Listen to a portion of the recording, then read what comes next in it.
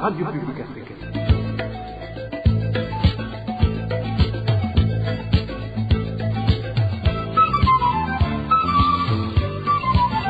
Radio Publique Africaine.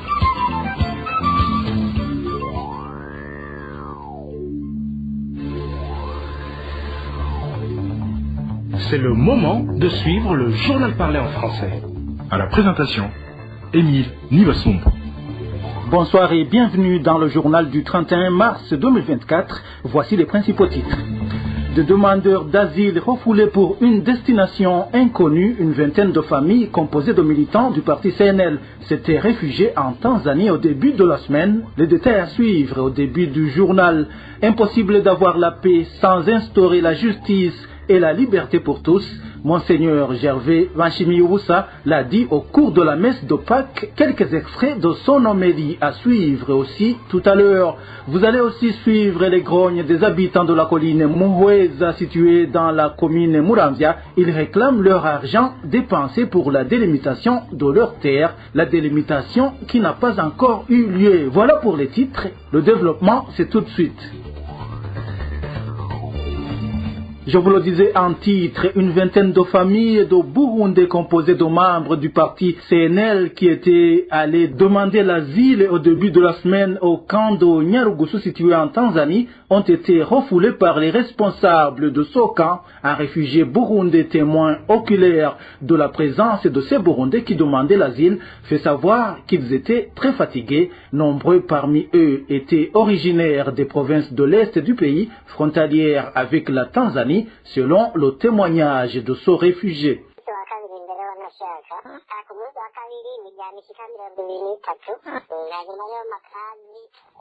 C'était mardi 6 hiver, c'était environ une vingtaine de familles. Le responsable dit Kader a signifié que c'était impossible. Ils étaient dans la zone 11. Ils venaient des provinces de Ruyigi et Makamba. Mais j'ai été étonné parce qu'il y avait parmi eux un homme originaire de la province de Gitega qui est venu jusqu'ici. Je les ai vus, ils étaient très fatigués. Personne ne sait où ils sont pour l'instant, mais ils ne sont plus dans le cas. La police les a chassés. Même si on a refusé de les héberger, ces demandeurs d'asile nous ont dit qu'il y a plusieurs personnes qui sont en train de fuir le pays parce que la persécution bat son près. Depuis ce jour-là, il paraît qu'on a donné l'ordre de ne plus accueillir personne dans le cas. Nous avons même peur qu'il y aura des fouilles pour traquer des irréguliers.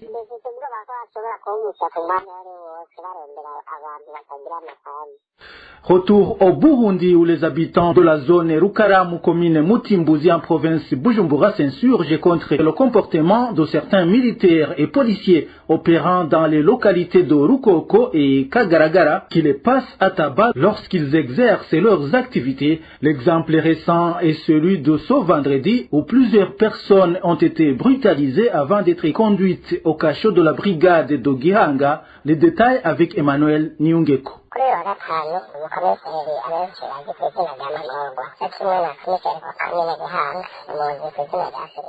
Ces deux officiers du corps de sécurité, dont le commissaire de la police en commune de Gihanga, en la personne de Philippe Massabarakiza, collaborent avec des militaires opérant dans la forêt de la Rukoko et dans la localité de Kagaragara pour tabasser des gens qui y exercent des travaux. Les habitants de la zone Rukaramu, commune Mutimbuzi, en province de Bujumbura, s'insurgent contre ce comportement de ces corps de défense et de sécurité.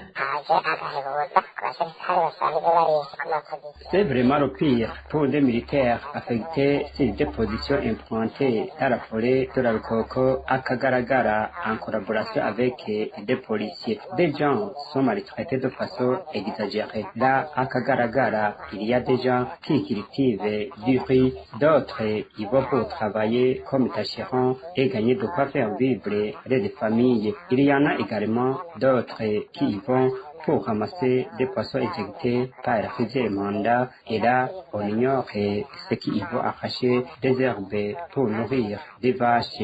C'est déplorable. Ce vendredi, beaucoup de gens ont été brutalisés avant d'être conduits au cachot de la brigade de Gihanga. Nos sources indiquent que certains d'entre eux ont été libérés après avoir payé une somme d'argent non justifiée. Ces habitants de Rukaramu demandent aux responsables habilités de redresser ces militaires et policiers afin de vaquer tranquillement à leurs activités. Contacté à ce sujet, Philippe Masabarakiza, commissaire communal de la police à Gihanga, s'est réservé de tout commentaire après avoir décliné notre identité. Quant à Floribert Viyereke, porte-parole de l'armée burundaise, son téléphone portable était éteint.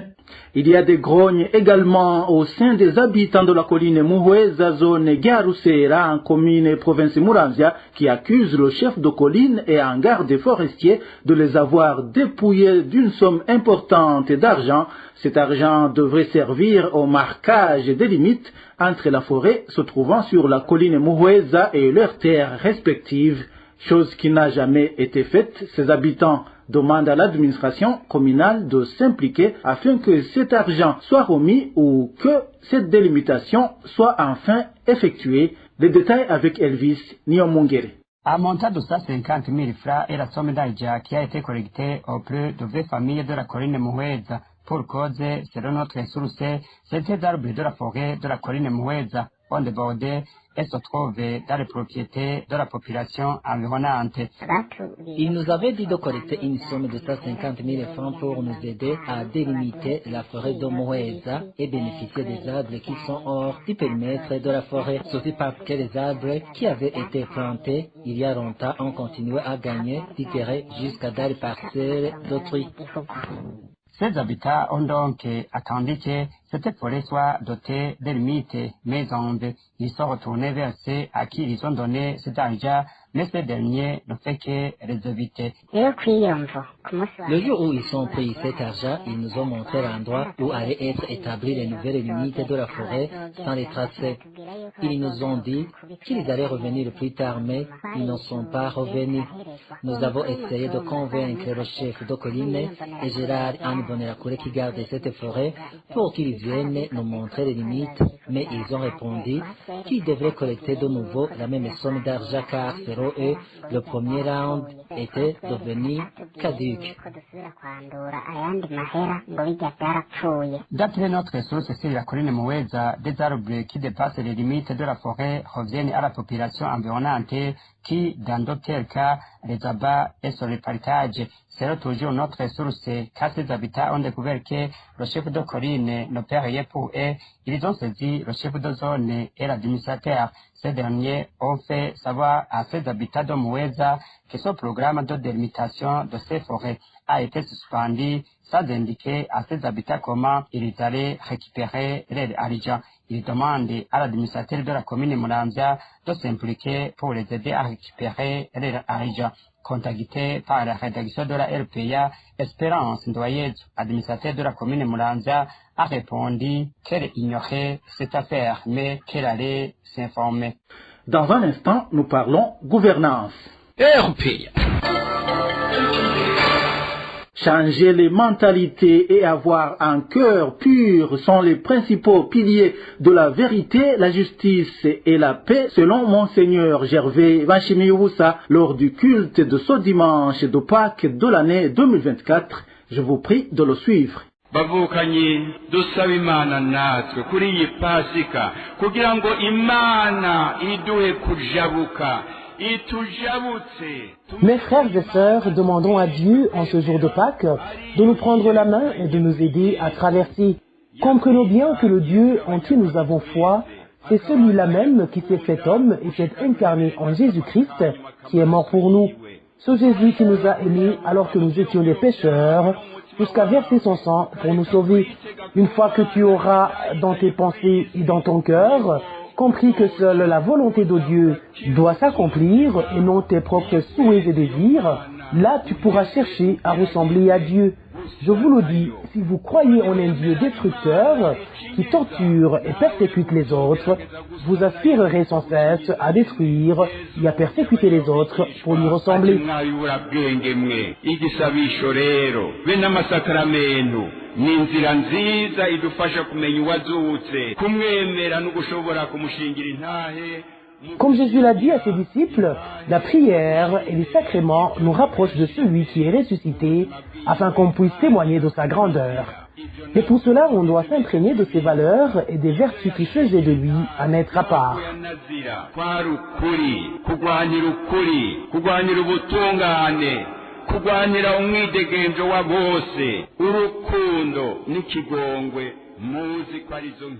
Le Christ a été tué pour avoir défendu la vérité, la justice, la liberté pour tous, l'amour et le pardon.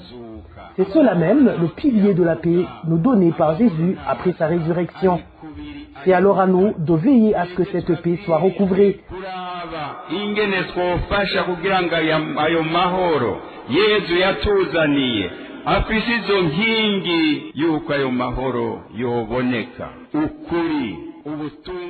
Si dans ton foyer, ton entourage ou à ton travail tu mets en avant la vérité, la justice, l'amour, le pardon et la liberté, alors sache que tu es un artisan de paix. Mais si tu fais exactement le contraire, tu nous empêches de jouir de la paix du Christ ressuscité.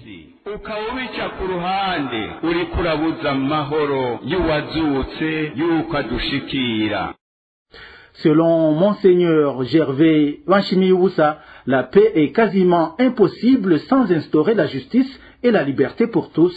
Il appelle tous les Burundais à lutter pour la justice et à éviter de faire du mal à son prochain.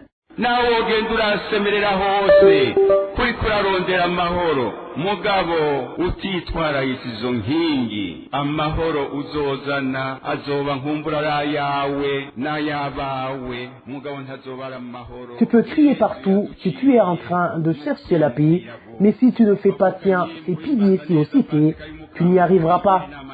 À la limite, toi et les tiens auront la paix, mais ce ne sera pas la paix nous donnée par Jésus-Christ. Mes frères et sœurs, pour bien célébrer Pâques, soyons témoins de tout ce qui l'a conduit à la mort et de la mort à la résurrection.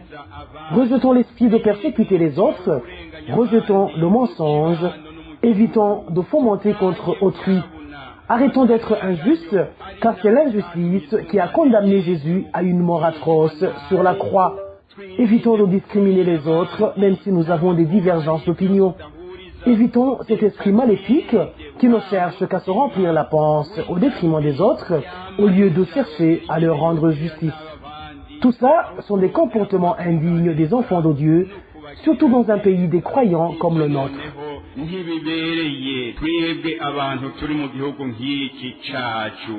aho twemera Imana tugwanije ayo mabi yose akunze kuvugwa mu gihugu cacu kandi natwe twese tubona umwe wese akayagwanya ahageze ijisho n'ikirenge. Si chacun d'entre nous parvient à lutter contre ces fléaux qui gangrènent notre pays, on aura réussi à tracer le chemin à cette paix pour laquelle Jésus-Christ a donné sa vie. Mettre Dieu en avance et suivre son chemin, lutter pour la paix, la justice, le pardon et la liberté pour tous. Je demande alors à Dieu d'aider chacun d'entre nous à se défaire de tous ces péchés qui le mettent au même pied d'égalité que les païens. Et vous, demandez à Dieu de vous doter de l'esprit du pardon afin de vivre pleinement la joie, l'amour et la paix pascale. C'est le seul don que vous devriez demander. namwe musaba Imana kugira ngo abashwanye mugiriranire impuhwe musubize hamwe mube mu rukundo n'amahoro bya Pasika niyo nema mwosaba niyo ngabire mwosaba.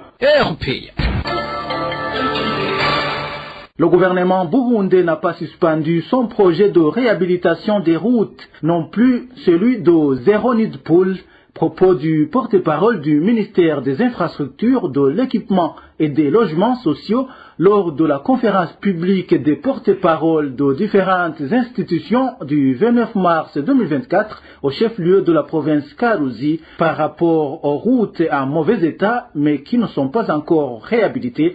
Jeanne Mukenguruka a expliqué que le goudron est déjà disponible, qu'il ne reste que l'achat d'autres matériaux indispensables pour effectuer les travaux de réhabilitation de ces routes. Suivez Jeanne Mukenguruka, c'est la porte-parole du ministère des Infrastructures, de l'Équipement et des Logements Sociaux.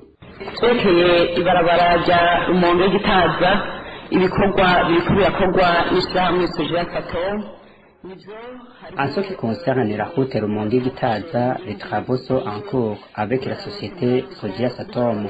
C'est vrai, il y a eu un temps où les travaux se sont déroulés au ralenti parce que vous savez tous que cette route passe au bord du lac Tanganyika. Les eaux du lac ont monté, ce qui les a obligés à étudier de nouveau ce qu'il faut faire pour qu'ils puissent construire une route durable. Alors, cette route est en train d'être construite selon les normes et le budget prévu pour sa construction. Pour les routes que vous dites qui sont en mauvais état, qui nécessitent du goudron pour boucher les nids de poules, ce projet n'a pas été suspendu.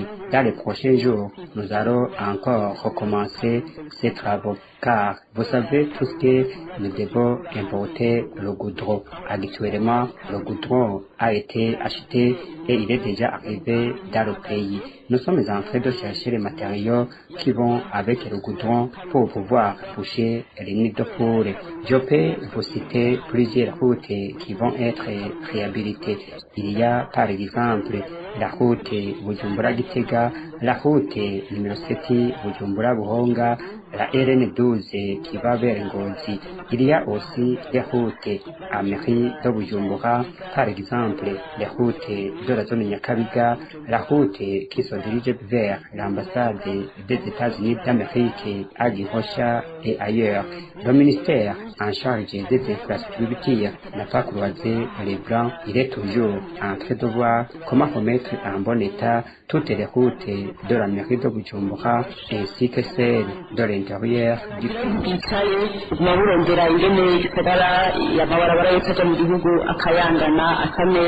Dans la même conférence publique, on a parlé de la spéculation de certains commerçants du sucre sur l'étendue du territoire burundais. La confirmation a été donnée par Onésime Niyukuri, porte-parole du ministère de Commerce. Onésime Niyukuri a reconnu que plusieurs commerçants de sucre augmentent son prix prétextant l'avoir importé de l'étranger. Je vous propose de suivre Onésime Niyukuri, c'est le porte-parole du ministère du Commerce. Les mesures qui ont été prises dans le cadre de la commercialisation du sucre, c'est associer les administratifs, en l'occurrence les gouverneurs et les autres administratifs soient associés. Ils doivent informer sur la quantité de sucre qui pourrait suffire pour les gouverneurs pour ensuite aller déposer les demandes à l'association. À son tour, l'association donne du sucre selon la quantité demandée par province. À ce stade, il reste à vérifier si le commerçant distribue le sucre selon les conditions exigées et en respectant les plus officiels. Mais je remarque que depuis en cet état, certains commerçants demandent le droit d'aller importer du sucre, mais ne le feront pas.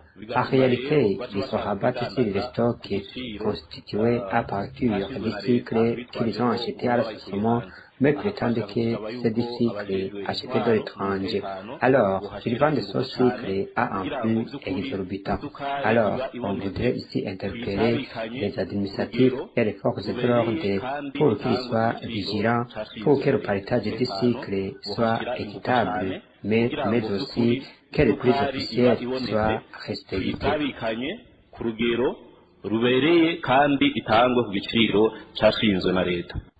Un citoyen a voulu savoir comment tout cela se passe au vu et au su des administratifs et des forces de l'ordre. Pierre Nkurikiye, porte-parole du ministère de l'Intérieur, a dans sa réponse évoqué la négligence de ces institutions. Des sanctions devraient être prises contre ces responsables. Suivez Pierre Nkurikiye, c'est le porte-parole du ministère de l'Intérieur, du Développement communautaire et de la Sécurité publique. Là où la situation se présente ainsi, on appellerait l'administration à jouer pleinement son rôle parce que les responsables du ministère de l'Intérieur, à commencer par le ministre lui-même, avons déjà demandé aux administratifs et aux forces de l'ordre de faire respecter toutes les lois en vigueur, y compris le respect des bruits. La plupart le font et le font même très bien. Pour ceux qui ne le font pas, c'est qu'il y a de la négligence. On demanderait à ces responsables de se ressaisir, sinon ils s'exposeraient à des sanctions. Duhamagarira abo bantu kwikubita agace kuko batakikubishe bazava bagakubitwa. Il faut signaler que les commerçants achètent le sucre à 3190 francs burundais le kilogramme à la Sosumo, mais que la plupart le vendent à 7000 francs le kilogramme. Pourtant, le prix de vente officiel du sucre est de 3300 francs le kilogramme.